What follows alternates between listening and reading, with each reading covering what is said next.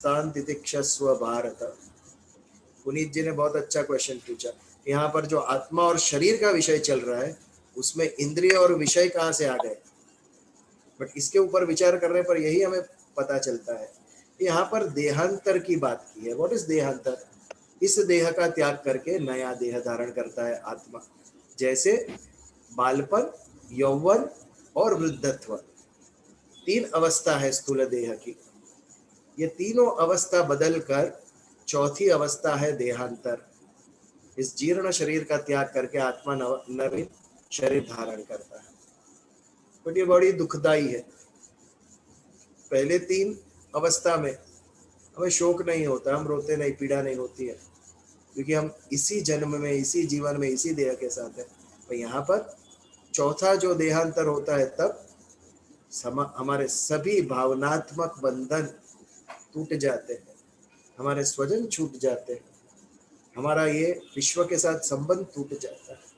इसकी हमें पीड़ा होती है, उसका हमें बहुत भारी दुख है।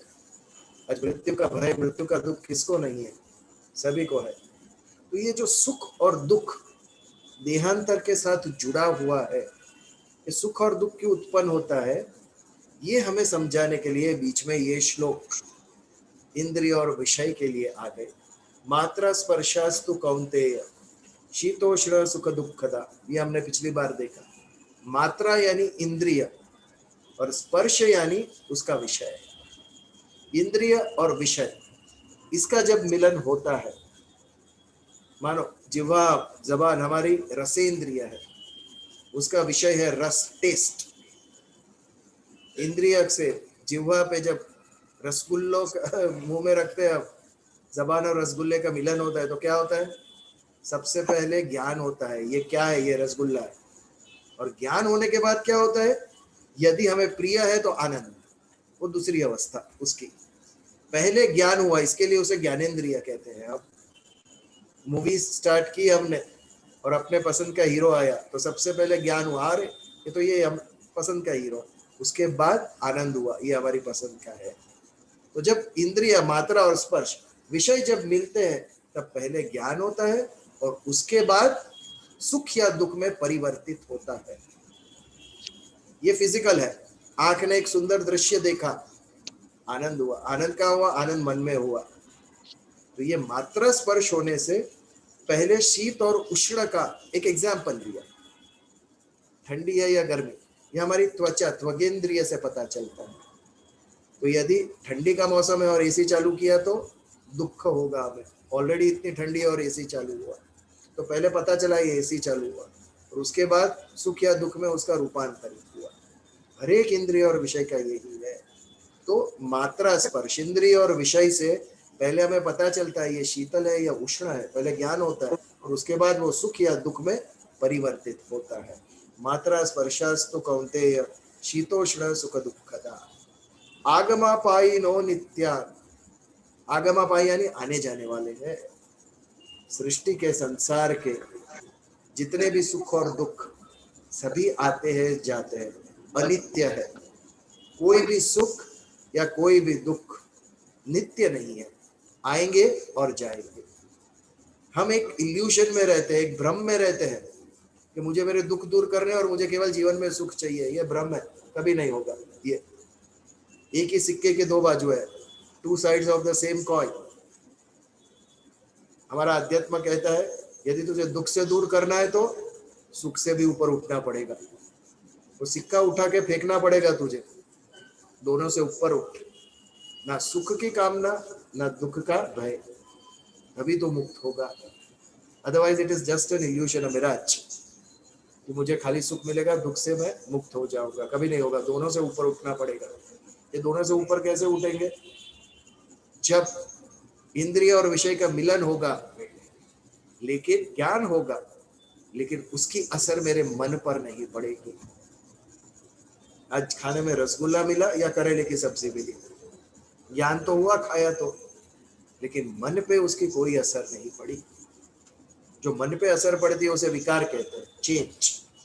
जो अच्छा है तो मन खुश हुआ, प्रफुल्लित हुआ, और यदि द्वेष है उस वस्तु पर तो मन में दुख उत्पन्न हुआ।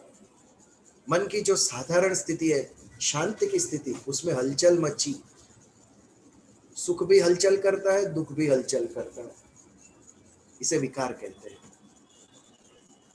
Change in the natural state of mind, that is विकार। हम कहते हैं खाली दुख विकार है, जी नहीं, सुख भी विकार है। यदि पीस चाहिए, शांति, अलौकिक शांति, परम आनंद चाहिए, तो ये दोनों विकारों से ऊपर उठना पड़ेगा। ये सुख और दुख जो एक ही सिक्के की दो बाजू है, वो सिक्के को उठा के फेंकना पड़ेगा, उससे ऊपर उठना पड़ेगा, तभी इन दोनों से मुक्ति प्राप्त होगी, तभी मन में शांति प्रस्थापित होगी, और उसके बाद जो आनंद, निजानंद, आत्मानंद, उसकी अनुभूति होगी, वो परम होगी, अलौकिक होगी। सृष्टि चक्र है, दिन रात का चक्र है, ऋतु चक्र है, वैसे ही सुख और दुख का चक्र है, आता रहेगा, जाता रहेगा। आगमा पाई नो नित्यान स्थान तितिक्षस्व भारत, उसको तितिक्षा पूर्वक सहन कर। व्हाट इज तितिक्षा? सुख और दुख इंद्रिय के द्वारा ज्ञान होता है, और उसकी असर मन पे इम्प्रिंट पड़ती है उसकी। ठंडी के मौसम में ठंड लगेगी ही, लेकिन उसको हमारे मन तक पहुंचने मत दो, वहां से संबंध विच्छेद कर दो, इंद्रिय तक सीमित रखो। उसका विकार, उसकी हलचल, उसकी इम्प्रिंट हमारे माइंड पे नहीं पड़ेगी। ये जब स्थिति में हम पहुंचेंगे, तब हम उसको सहन करना सीखेंगे, सुख को भी सहन करना सीखेंगे, दुख को भी सहन करना सीखेंगे, और ये जो अवस्था है उसे तितिक्षा कहते हैं। Smilingly we are accepting the pain, we are bearing the pain without complaining, this is very important। Complain किए बिना हमने दुख को उठाया, ये तितिक्षा है। और जब ईश्वर के ऊपर प्रेम होता है, तो उसके लिए हम त्याग करते हैं। आज हम नहीं खाएंगे, आज 11 एकादशी है, आज के दिन उपवास। व्हाट इज उपवास? हमारे शरीर को हम कष्ट दे रहे हैं ईश्वर के लिए। जब ईश्वर के लिए हम शरीर को कष्ट देते हैं, तो उसे तपस्या कहते हैं। तो ये जो तपस्या, जैसे हम खुशी खुशी करते हैं, भूख सहन की हमने, लेकिन खुशी खुशी क्यों? मन ने निर्धार किया ईश्वर के लिए आज हम शारीरिक कष्ट सहन करेंगे। ये जो खुशी खुशी हम कष्ट सहन करते हैं, इसे तितिक्षा कहते हैं। मनुष्य देह प्राप्त हुआ है, कोई दुख से, पीड़ा से मुक्त नहीं है। दिन और रात्रि की तरह सुख और दुख आते जाते रहेंगे ही। जो अनित्य है, जो आने वाले हैं, जो जाने वाले हैं, उसके ऊपर विचार कैसा? उसे शांति से सहन करो और जीवन में आगे बढ़ो। परमहंस जी को थ्रोट का कैंसर हुआ था, गले का कैंसर। डॉक्टरों ने मना की थी, फिर भी वो अपने शिष्यों के साथ बैठकर आध्यात्मिक वार्तालाप करते थे। उनको कहा आपको कष्ट होगा, उन्होंने कहा कष्ट मेरे देह को हो रहा है, मुझे नहीं हो रहा है। शरीर का काम करेगा, मैं मेरा काम करेगा। ये कितनी क्लियर सत्य और असत की परिभाषा उनके मन में, क्या सत्य और क्या असत है, ये विवेक। बहुत ही जागरूक अवस्था में थे वो। मैं मेरा शरीर नहीं हूं, मैं आत्म तत्व हूं, शरीर उसका काम करेगा, मैं मेरा काम करेगा। जब ऐसे हम सोचेंगे, तब शारीरिक पीड़ा सहन करने की हमारे अंदर शक्ति प्राप्त होगी। तो आगमा पाई नो नित्यान स्थान तितिक्षस्व भारत, इस सुख दुख को तितिक्षा पूर्वक अर्जुन सहन कर। अर्जुन से क्यों ये कहते हैं? क्योंकि अर्जुन के मन में दुख उत्पन्न हुआ है, मेरे स्वजनों की हत्या मैं कैसे करूं। इसके लिए भगवान ने ये श्लोक कहा कि सुख और दुख इंद्रिय और विषय के मिलन से उत्पन्न हो गए ही, आएंगे जाएंगे, बट हमें शांति पूर्वक उसको सहन करना है। देहांतर के वक्त जो दुख उत्पन्न होता है, वो दुख ना हो, इसके लिए भगवान ने ये सुख और दुख क्यों आता है और उसे कैसे टैकल करें, इसके लिए ये श्लोक कहा था। थोड़ा मैं आउट ऑफ विषय से दूर हटकर लगा, बट सूक्ष्मता से देखेंगे तो उसके साथ थोड़ा उसका संबंध है। तो 14वें श्लोक को प्रणाम करके हम आगे बढ़ते हैं। आज 15वें श्लोक पर इसी संदर्भ में है, सुख और दुख के विषय में ही है ये दोनों श्लोक। यम ही न व्यतयन्ते ते पुरुषम पुरुषर्षभ सम दुःख सुखम धीरम सोमृतत्वाय कल्पते। यम ही न व्यथयन्ते ते, व्यथयन एते, पुरुषम पुरुषर्षभ।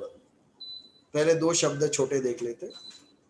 पुरुष यानी मनुष्य, आध्यात्मिक भाषा में पुरुष यानी आत्मा भी है, आत्मा को भी पुरुष का एक पुरुष है, एक प्रकृति है, और मनुष्य को भी पुरुष कहा गया है। और पुरुषर्षभ यानी अर्जुन, पुरुषों में श्रेष्ठ। बहुत सारे अलग अलग नामों से भगवान ने अर्जुन का संबोधन किया। कौंते कहा, पार्थ कहा, धनंजय कहा, गुड़ाकेश कहा, उसमें से एक आज और नया मिला में पुरुषर्षभ, पुरुषों में श्रेष्ठ, ऐसे अर्जुन। ये समझो अर्जुन। व्यथयन तेते, व्यथयन एते, एते यानी ये दो से, मात्रा स्पर्श से, शीतोष्ण से, सुख दुख, इससे जिसको व्यथा नहीं होती है। हम समझते हैं व्यथा यानी पीड़ा, बट ये उसका आधा मीनिंग है। आध्यात्मिक दृष्टि से सुख भी व्यथा है और दुख भी व्यथा है, शारीरिक है, दोनों सांसारिक है। सुख को भी व्यथा कहा गया, बांधने वाला है सुख। जब भी हमें सुख प्राप्त होता है तो क्या होता है, वो वापस प्राप्त हो इसकी इच्छा, इसकी स्पृहा होती है हमें।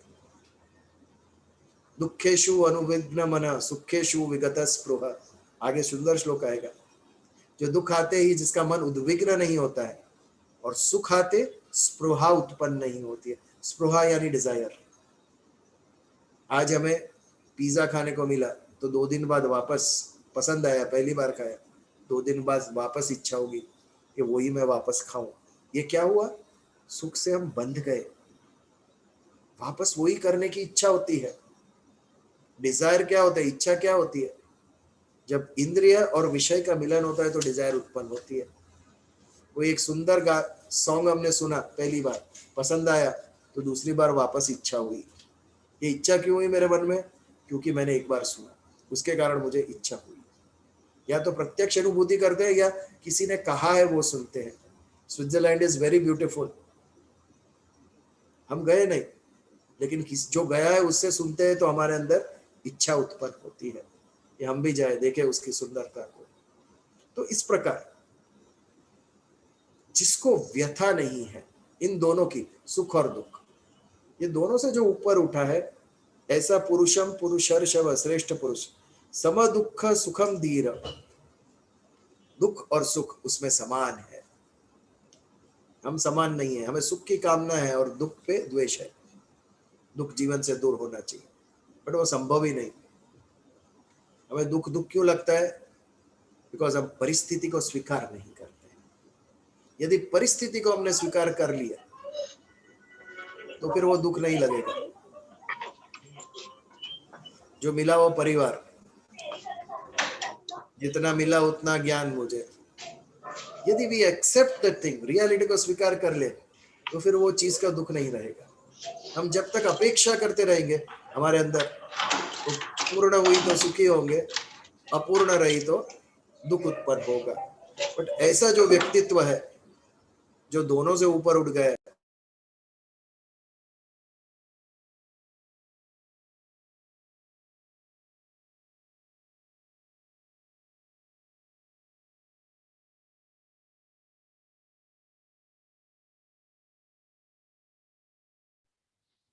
Sir, you're on mute.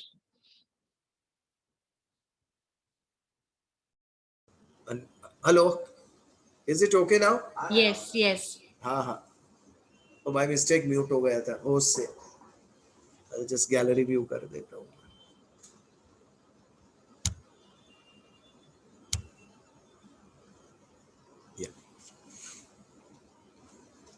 यम ही न व्यथयन्ते ते, एते यानी इससे जिसको व्यथा नहीं होती है, ना सुख होता है ना दुख होता है।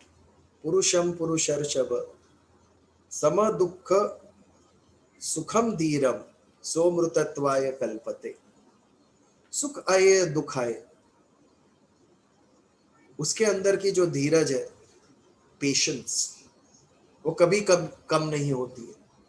ये पेशेंस आती कभी है, ज्ञान से आती है पेशेंस। धीरज कहाँ से आती है? धीरज ज्ञान से आती है। जब हमें चीज का अधूरा ज्ञान होता है या ज्ञान होता ही नहीं है, तो हमारी पेशेंस रहती नहीं है। आज एक दिन बारिश आई तो हमें डर नहीं लगता है, हमें पता है इस मास में यदि बारिश आती है तो वो एक दिन ही होगी, ज्यादा चलने वाली नहीं है। ये क्यों ऐसा हुआ? क्योंकि हमें पता है, हमें ज्ञान है कि इस मौसम में यदि वर्षा होती है बंबई में तो वो ज्यादा नहीं टिकती है, इट्स स्पोरेडिक, कभी कभी होती है। यदि वर्षा के मौसम में 2 दिन बारिश हुआ है तो हमें डर लगता है पानी भर जाएगा, वापस 26 जुलाई हुई थी ऐसा तो नहीं होगा ना। ये ज्ञान से हमारी पेशेंस आती है। जब हमें पता नहीं होता है आगे क्या होगा, तब हम इम्पेशेंट हो जाते हैं। हमारी धीरज तभी नहीं रहती है जब हमें कोई चीज का ज्ञान नहीं होता है। बट यहाँ पर तो परम ज्ञानी की बात कर रहे हैं भगवान, अर्जुन को ज्ञान दे रहे हैं कि धीर मनुष्य कैसा होता है, ज्ञानी होता है, और इसीलिए उसे ना दुख विचलित कर सकता है ना सुख में वो पागल हो जाता है, दोनों में समान रहता है वो। यम ही ना व्यथयन्ते थे, उसको कोई व्यथा नहीं होती है, दोनों चीजों की उसके ऊपर, मन के ऊपर कोई असर नहीं होती। सोमृतत्वाय कल्पते, उसे अमृत कहते हैं। ऐसा व्यक्ति अमर हो जाता है, अमर यानी मुक्त हो जाता है। यहाँ पर हम इस सेंस में लेंगे, जो मृत नहीं है वो अमृत। समुद्र मंथन किया देवताओं ने और दानवों ने, क्यों? महालक्ष्मी के लिए नहीं किया था, अमृत के लिए किया था उन लोगों ने। बहुत सारी गिफ्ट निकली, सबसे पहले जहर निकला, विष। जहर किसने पिया? महादेव ने। जो जहर पिएगा उसे अमृत प्राप्त होगा, ये जीवन का नियम है। जो कष्ट सहन करेगा उसे सिद्धि प्राप्त होगी। बिना काम किए, बिना कष्ट किए सिद्धि शक्य नहीं है। हमारे प्रारब्ध में जो है उसे प्राप्त करने के लिए भी पुरुषार्थ, काम करना ही पड़ेगा। एक किसान है, बहुत मेहनत से अपना खेत में बीज डालता है, बहुत सारी मेहनत की, और उस वर्ष वर्षा ही नहीं हुई और कुछ भी प्राप्त नहीं हुआ उसे, फसल बिल्कुल प्राप्त नहीं हुई है। ये क्या है? किसान ने पुरुषार्थ किया लेकिन उसके भाग्य में नहीं था तो प्राप्ति नहीं हुआ। पुरुषार्थ करने के बाद हमें भी कई बार ऐसा होता है, इतनी मेहनत की लेकिन फल प्राप्त क्यों नहीं हुआ? पुरुषार्थ करने से भी भाग्य में नहीं होगा तो प्राप्त नहीं होगा। तो इसको हम नेगेटिवली ले, यदि भाग्य से ही होता है तो मैं पुरुषार्थ करूं क्यों? किसान ने भी ऐसा ही सोचा, भाग्य में होगा तो ही प्राप्त होगा, पुरुषार्थ करूं क्यों? दूसरे साल उसने बीज बोया ही नहीं और इतनी सुंदर बारिश हुई, सबके खेत में फसल ले रहे, उसके यहाँ नहीं हुई। क्यों? भाग्य में है, लेकिन पुरुषार्थ करोगे तो ही प्राप्त होगा। ये समझना है हमें। जो मेरे भाग्य में है वो प्राप्त करने के लिए भी पुरुषार्थ करना है। यदि पुरुषार्थ नहीं किया तो भाग्य में होगा वो भी नहीं प्राप्त होगा हमें। भाग्य तिजोरी है, वो तिजोरी खोलने के लिए चाबी जो घुमानी पड़ती है वो पुरुषार्थ है। चाबी तो घुमानी ही है, फिर पता चलेगा तिजोरी खाली है कि उसके अंदर कुछ है। पिताजी क्या छोड़ के गए पता नहीं है उसके अंदर, तो चाबी घुमाना वो पुरुषार्थ है। वो नहीं किया तो अंदर से कुछ भी हमें प्राप्त नहीं होगा। तो यहाँ पर भी वही बात कि कर्म तो करना ही है। जिसने विष पिया, जिसने कष्ट सहन किया, उसको अमृत मिला। जब अमृत प्राप्त हुआ, महालक्ष्मी प्राप्त हुए, ऐरावत हाथी, उच्च श्रेय व अश्व जो इंद्र ले गए वो भी उससे प्राप्त हुए, चंद्र उससे प्राप्त हुआ, हमें समुद्र मंथन से अलौकिक वस्तुएं प्राप्त हुई, अंत में अमृत प्राप्त होता है। हमने सब कहानियां सुनी है, मोहिनी स्वरूप धारण किया, विष्णु भगवान ने छल से देवताओं को पिला दिया, बट मैं ये नहीं मानता। जिसने विष पिया उसी को अमृत का अधिकारी है। विष देवताओं के हिस्से में आया, महादेव ने लिया, इसके लिए अमृत के अधिकारी देवता हुए। जो सहन करता है वो सिद्धि के प्राप्त होता है, जो त्याग करता है वो बड़ा। आज भी राम का स्थान कोई नहीं ले सका है, परम त्याग मूर्ति। आज भी राम के नाम से कोई कहते मंदिर बनाना है तो लोग दे देते हैं, हम जानते भी नहीं है कौन है। दरवाजे पे किसी ने आके कहा राम मंदिर बना रहे हैं और हमने निकाल के पैसा दे दिया। वो राम पे श्रद्धा है। आने वाले को तो हम जानते भी नहीं है कौन आया है, पहचानते भी नहीं है, बट राम के नाम से हो रहा है तो हम कर रहे हैं। ये कितनी अपार श्रद्धा राम के ऊपर हमें, इतने हजारों साल के बाद कैसा व्यक्तित्व हुआ होगा राम का। परम त्यागी, हर एक रिश्तों की मर्यादा निभाई हुई, उत्तम बेटा, उत्तम पति, उत्तम राजा, उत्तम भाई, अब कुछ भी ढूंढ लो, शत्रु भी उत्तम, उसके शत्रु भी उसे हेट नहीं करते। ऐसा परम चरित्र राम का, उन्होंने त्याग किया, इसके लिए आज भी हमारे हृदय में वो जीवित है। आज लड़ते हैं झगड़ते हैं लोग सिंहासन के लिए, क्योंकि हम राम को भूल गए। मंदिर में बिठा दिया, ईंट और सीमेंट के मंदिर में बिठा दिया, पत्थर के मंदिर में, हृदय से निकाल के। राम हमारे यहाँ हो गए, फिर भी सिंहासन के लिए लोग लड़ते हैं। क्या समझे हम रामायण से, जिसने एक क्षण में छोड़ के चले गए, पूछा भी नहीं पिताजी को मेरा कसूर क्या, आपकी आज्ञा है सफिशिएंट। सारे विश्व ने कैकेयी की निंदा की सिवाय राम ने। रामायण में दिखाओ राम के मुख में कैकेयी की निंदा, कहीं नहीं दिखी मुझे। ऐसा व्यक्तित्व था, तितिक्षा, विदाउट कंप्लेनिंग, सब सहन किया उन्होंने। तो ऐसा जो व्यक्तित्व था वो हकदार है अमृत के। जो मृत नहीं वो अमृत, जो अमरता देता है वो अमृत। हमें अमरता क्या देगा, हमें मुक्ति क्या दिलाएगा? हमारे राग द्वेष से ऊपर उठना पड़ेगा। जब तक इच्छाएं हैं, कामनाएं हैं, पुनः पुनः हमें वापस जन्म धारण करके इस पृथ्वी पर आना है। और जब इस कामनाओं से, इच्छाओं से, राग द्वेष से हम ऊपर उठ गए, उस वक्त फिर ना मृत्यु ना जन्म, तब मोक्ष प्राप्ति हो जाएगी, मुक्ति हो जाएगी। ये अमृतत्व, सोमृतत्वाय कल्पते, कल्पते यानी प्राप्त करेगा, वो अधिकारी हो जाएगा उसका। तो सुख और दुख दोनों से ऊपर उठना पड़ेगा जीवन में हमें। हम गलत है यदि केवल सुख की कामना कर रहे हैं और ये सोच रहे हैं कि दुख आएगा ही नहीं, ये गलत है, ये हमारी गलत सोच है। हमें दोनों से ऊपर उठना पड़ेगा, ना सुख की कामना ना दुख का द्वेष। ये परिस्थिति, ये अवस्था में जब हमारे मन की स्थिति हो जाएगी, then our mind will be insulated। फिर सुख या दुख ये दोनों हमें स्पर्श नहीं कर सकेंगे और शांति की एक अवस्था हम प्राप्त करेंगे। ये मन में जहाँ कामना भी नहीं है और बाह्य विश्व मेरे मन पे कुछ अच्छी या बुरी असर भी नहीं कर रहा है, ये जो मन की अवस्था है वो शांति की, परम शांति की अवस्था है। और वहां पर अर्जुन को ले जाने का प्रयास भगवान ज्ञान के द्वारा कर रहे हैं। ये तेरे मन में ये जो राग द्वेष है, ये मेरे स्वजन है, ये मेरे भाई है, ये मेरे गुरु है, इस द्वेष से ऊपर उठ। ये सब मेरे लिए आत्मा है। इसके पहले भी ये कई हजार जीवन देह धारण कर चुके, इसके बाद भी कर चुके, करेंगे। तुझे नहीं पता है लेकिन मुझे पता है। ईश्वर को इसका ज्ञान है, इसके लिए दुख नहीं है। दुख का कारण अज्ञान है।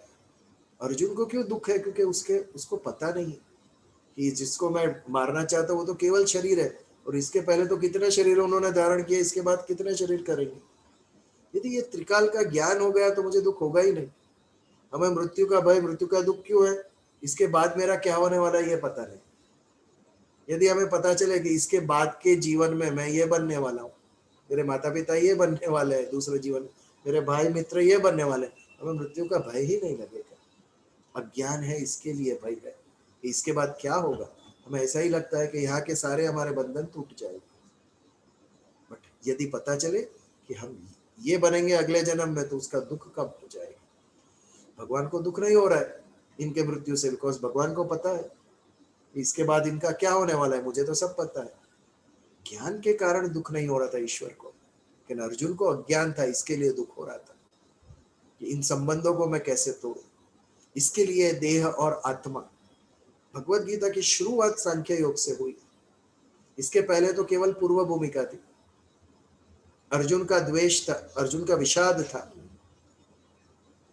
रो रहा था अर्जुन, मुझसे नहीं होगा, कारण दे रहा था, ये कारण है मैं लड़ाई नहीं करूंगा, ये कारण है मैं युद्ध नहीं करूंगा, मुझे कुछ भी नहीं चाहिए।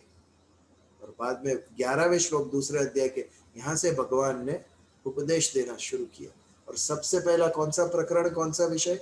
आत्मा और शरीर का।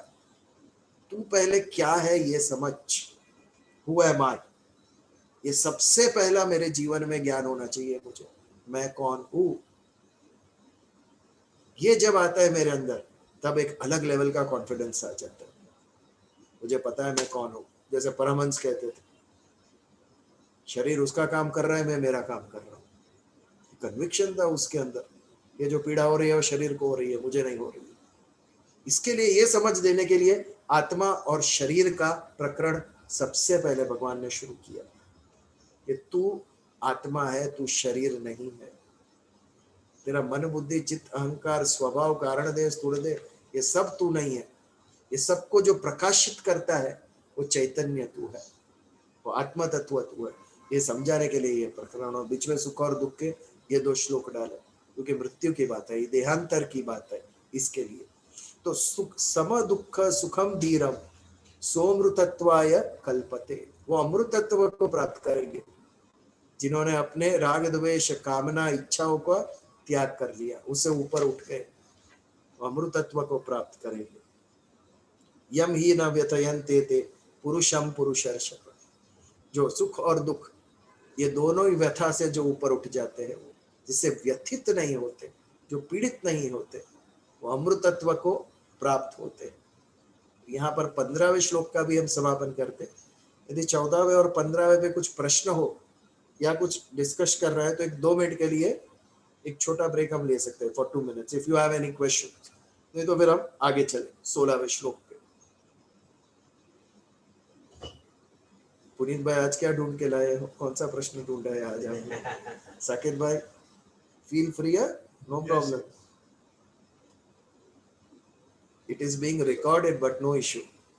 ये वाला जो आपका पॉइंट था कि थोड़ा लाउडर, अगले जन्म में ये वाला जो पॉइंट था आपका कि मेरे को मालूम है कि मैं और एक आत्मा ही बनने वाला हूँ। हाँ, आत्मा तो हुई, हाँ, तो मैं एक तरह से अमृत हूँ। हाँ, I am as good as I am not going to die. Definitely. Only my physical body will die. Exactly.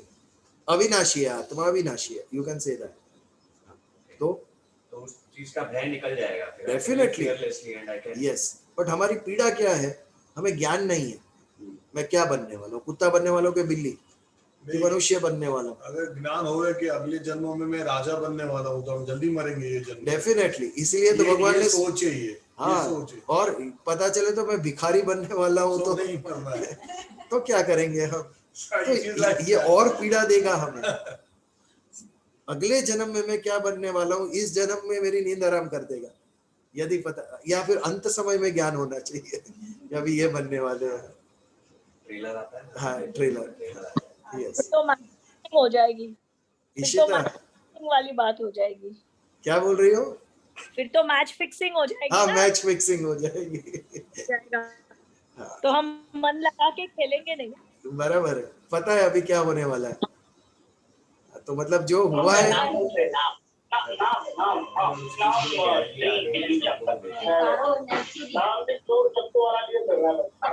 Hello, ये कौन बोल रहा है? Can't hear. हाँ, तो जो हुआ है वो अच्छा ही हुआ है। भगवान ने हमें स्मृति नहीं दी है, वो हमारे ही अच्छे के लिए है। यदि अगले जन्म में मैं क्या बनने वाला हूँ, इस जन्म की नींद आराम हो जाएगी हमारी। We cannot enjoy this life. इसके लिए भगवान ने कहा छू, स्मृति नहीं दे रहा हूँ। अगले जन्म की तो नहीं, पीछे जन्म की स्मृति भी नष्ट कर डाली। पीछे जन्म में इसने मुझे बहुत सताया था, ये पता चले तो ये जन्म में बंदूक लेके हम ढूंढने निकलेंगे उसको, गया किधर हो, बहुत कष्ट दिया है पिछले जन्म में मुझे। तो भगवान ने स्मृति इरेज कर दी, अच्छा ही किया। तो हमें समझना है ये जो स्मृति नहीं दी है वो भी हमारे अच्छाई के लिए, हमारी भलाई के लिए है। तो फिर देहांतर से क्यों हम दुखी हो? जिसका जन्म हुआ है उसका मृत्यु निश्चित, जिसकी उत्पत्ति हुई है उसका लय निश्चित है। जो निश्चित है उसके ऊपर दुख कैसा? बिल्कुल नहीं, उसका विचार भी नहीं। जो होने ही वाला है किसी के हाथ में नहीं है, उसका स्वागत करो। क्यों उससे दुखी होना है? बिल्कुल दुखी नहीं होना है। ये अर्जुन को समझा रहे हैं भगवान, क्योंकि वो ये कारण से दुखी था। और खाली अर्जुन दुखी है, विश्व का हर एक मनुष्य ये विचार से दुखी है। कौन दुखी नहीं है? अर्जुन एक सामान्य व्यक्ति है, हमारे जैसे, एक कॉमन मैन। हमारे जैसे कॉमन भय होते हैं, फियर्स होते हैं, वैसे ही अर्जुन के भी है। उसके माध्यम से ही भगवान हमें यह सुंदर ज्ञान, अप्रतिम अद्भुत ज्ञान दे रहे हैं। हमें जिन विषयों की पीड़ा है, अर्जुन को भी वही पीड़ा दी भगवान, कि उसके द्वारा हम समझे। तो यहाँ पर 15वें श्लोक का समापन करके हम आगे बढ़ते हैं। अभी ये जो 16वां श्लोक है, यदि आपके सामने भगवत गीता जी है तो आप देखिए, ये जो श्लोक के पहले 6 शब्द है, उस 6 शब्द में सारे वेद शास्त्र वेदांत सबका निचोड़ आ गया। हमारा संपूर्ण हिंदू धर्म का शास्त्र वेदांत यही कहने जा रहा है, हमें यही समझा रहा है। नासतो विद्यते भावो ना भावो विद्यते सत उभयोरपि दृष्टोन्तस्तन योस्तत्त्वदर्शी भी। नासतो विद्यते भावो ना भावो विद्यते सत, क्या अर्थ है इसका? नासतो म्हणजे न असत, विद्यते भावो, विद्यते यानी जानने में आता है, और न अभावो विद्यते सत, भाव और अभाव। असत का भाव नहीं दिख रहा है और सत का अभाव नहीं दिख रहा है। व्हाट इज भाव यानी अभाव? हमें अभाव शब्द पता है, ये कई बार हमने गुजरातियों को तो खास आ चीज नो अभाव है आपने कही। व्हाट इज अभाव? न होवू, न होना, वो अभाव है, कमी, एब्सेंस। यस, कमी। किसी भी चीज की कमी, न होना या अभाव है। तो भाव क्या हो गए? होना, होना, होना यानी भाव। और ये किसके ऊपर से आया शब्द? भ धातु के ऊपर से। भूत, भूत यानी कौन? जीव, जो है वो। भव, भव यानी क्या? गुजराती में भव का अर्थ है जीवन, बट संस्कृत में भव का अर्थ है होना।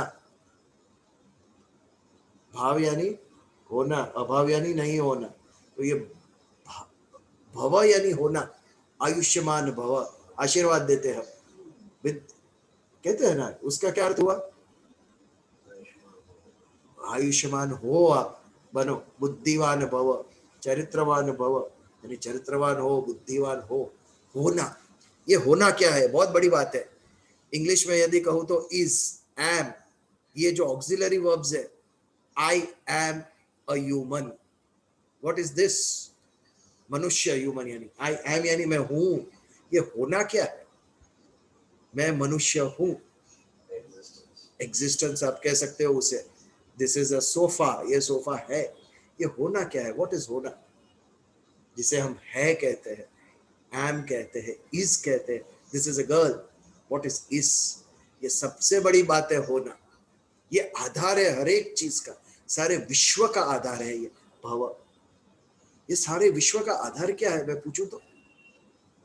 सारे विश्व का आधार क्या है? या ये मेरा जो जीवन है, मेरा जो शरीर है, उसका आधार क्या है?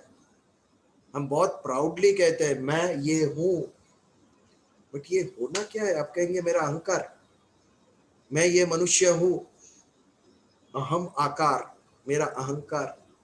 बट ये अहंकार कब तक हमें विद्यमान है कि मैं ये हूं? कब तक मुझे पता है मैं ये हूं, I am mister so and so? ये कब तक पता है मुझे? जब तक मेरे अंदर का चैतन्य आत्म तत्व ये मेरे मैंपन को प्रज्वलित करता है, तभी तक। जिस दिन ये चैतन्य निकल गया, do I know who I am? यही शरीर है, यही चेहरा है, यही हाथ पैर है, बट क्या हो गया? Now I am not. तो व्हाट वाज आई? मेरे अंदर जो चैतन्य था वो मेरे अहम को प्रज्वलित करता था, वो मेरी बुद्धि को प्रज्वलित करता था, मेरे मन को प्रज्वलित करने वाला, मेरे शरीर को चलाने वाला, एग्जिस्टेंस। यस, मेरा जो एग्जिस्टेंस है वो भव है, वो भाव है, उसे सत्य कहते हैं हम। That is the only true thing. एक परम तत्व है और एक आत्म तत्व है। मैं आत्म तत्व, मेरा जो आत्मा है वो परम तत्व का अंश है। पूर्ण मदम पूर्ण इदम, ये भी पूर्ण है, मैं भी पूर्ण हूं। वैसे ही ये सारी जो सृष्टि है, सारा ब्रह्मांड है, सारा संसार है, उसका अंश है मेरा शरीर। जैसे आत्मा परम तत्व का अंश है, उसका संबंध परम तत्व से, वैसे मेरे शरीर का, मेरे मन बुद्धि अहंकार का संबंध संसार से है। व्हाट इज संसार? प्रकृति। जब आत्मा और प्रकृति, पुरुष और प्रकृति का मिलन होता है, तब यह देह धारण होता है। तो फिजिकल बॉडी, ज्ञानेन्द्रिय, कर्मेंद्रिय, सूक्ष्म देह, कारण देह, ये सब प्रकृति जन्य है। और ये जो प्रकृति जन्य है, सारी सृष्टि और मेरा देह जो एक अणु मात्र है सारी सृष्टि के कंपैरिजन में, एक सृष्टि और एक व्यक्ति, समष्टि और विष्टि जिसे कहते हैं हम, हाँ, वो प्रकृति हो गई, परा प्रकृति, अपरा प्रकृति।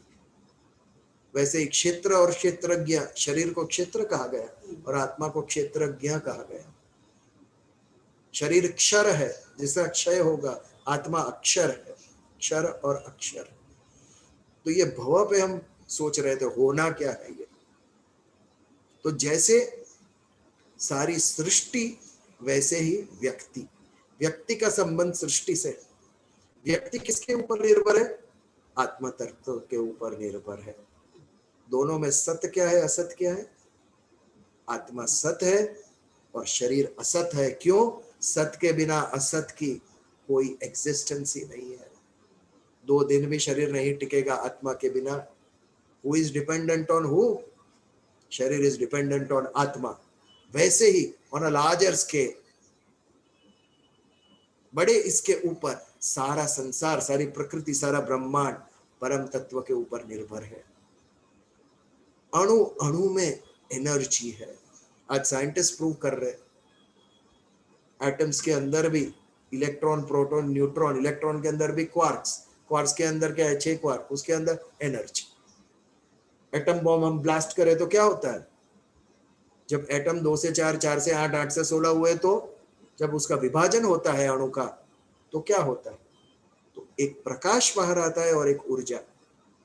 ये जो ऊर्जा होता है, ऊर्जा होती है, एनर्जी इतनी महाभयंकर होती है कि सारे शहर का विनाश कर देती है।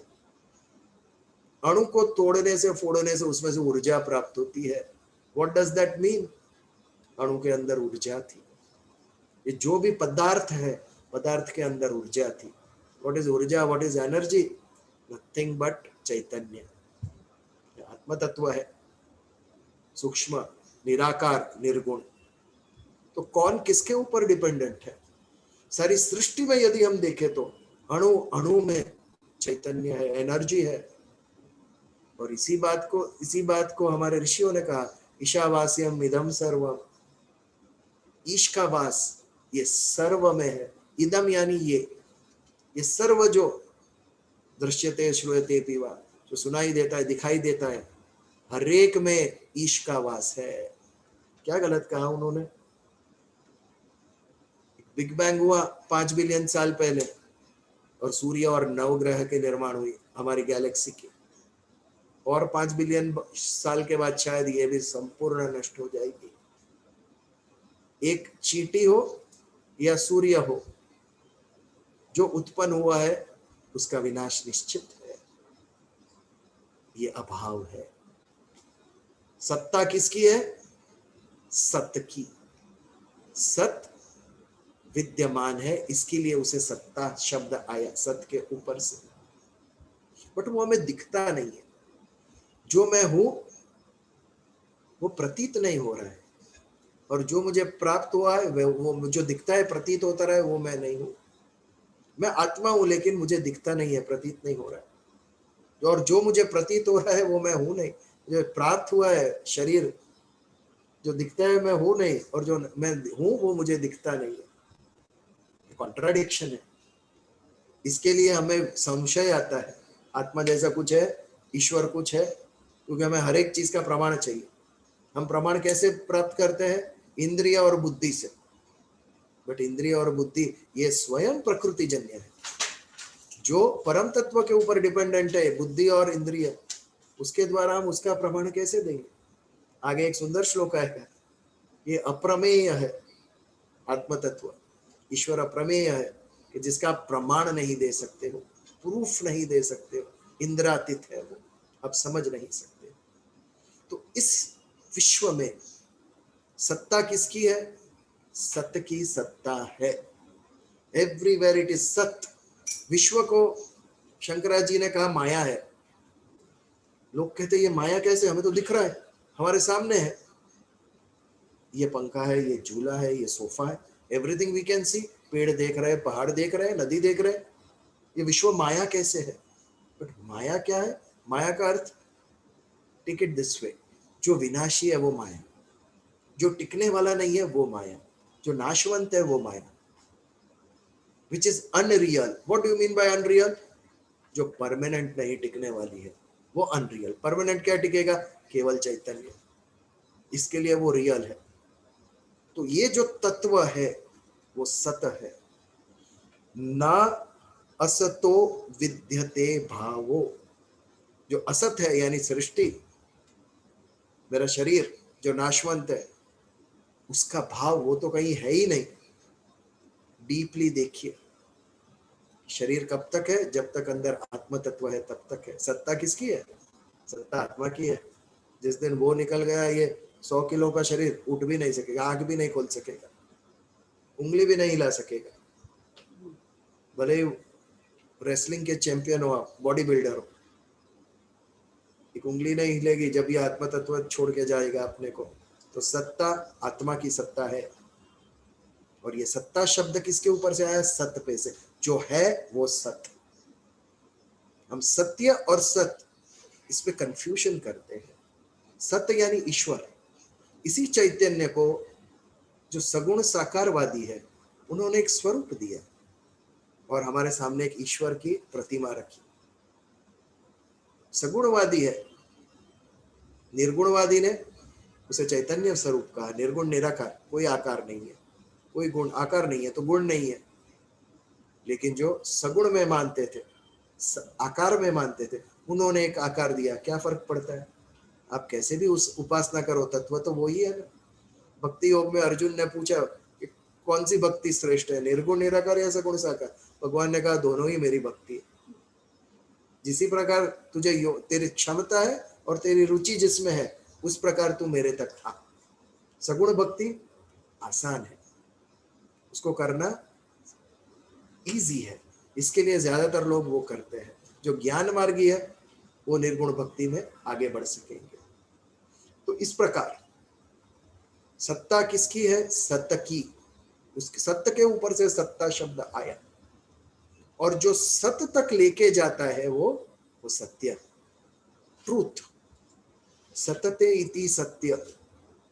हमें जो सत्य तक जो है वहां तक जो ले जाए वो सत्य। हमें जो सत्य तक ले जाता है वो सत्य। लेकिन हम सत्य और सत्य को एक ही समझते हैं, ये हमारा भ्रम है। सत्य इज ट्रूथ एंड सत्य इज द पावरफुल एनर्जी, चैतन्य, ईश्वर, इसे हम सत्य कहते हैं। तो सत्य इज एवरीवेयर। ये जो नाशवंत पदार्थ है उसके अंदर भी सत्ता सत्य की है। जब तक उसके अंदर सत्य है तब तक वो पदार्थ है।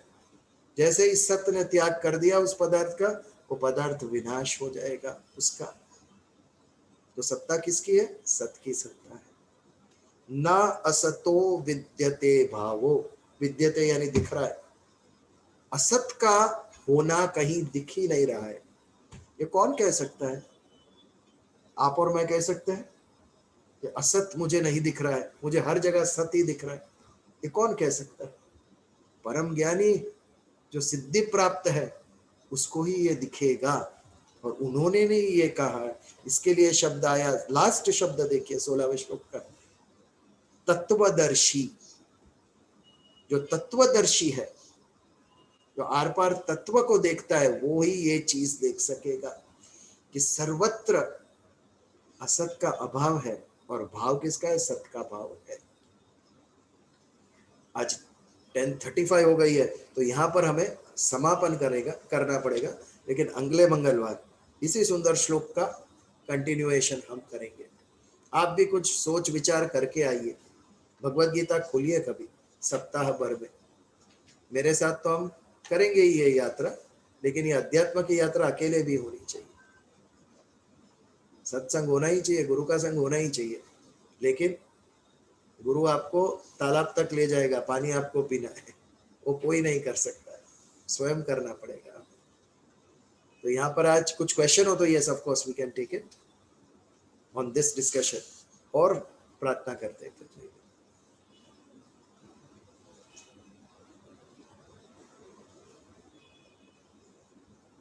चलिए प्रार्थना करें तो। ओम सहनावतु सहनौ भुनक्तु सह वीर्यं करवावहै तेजस्विनावधीतमस्तु मा विद्विषावहै। ओम शांति शांति शांति। जय श्री कृष्ण।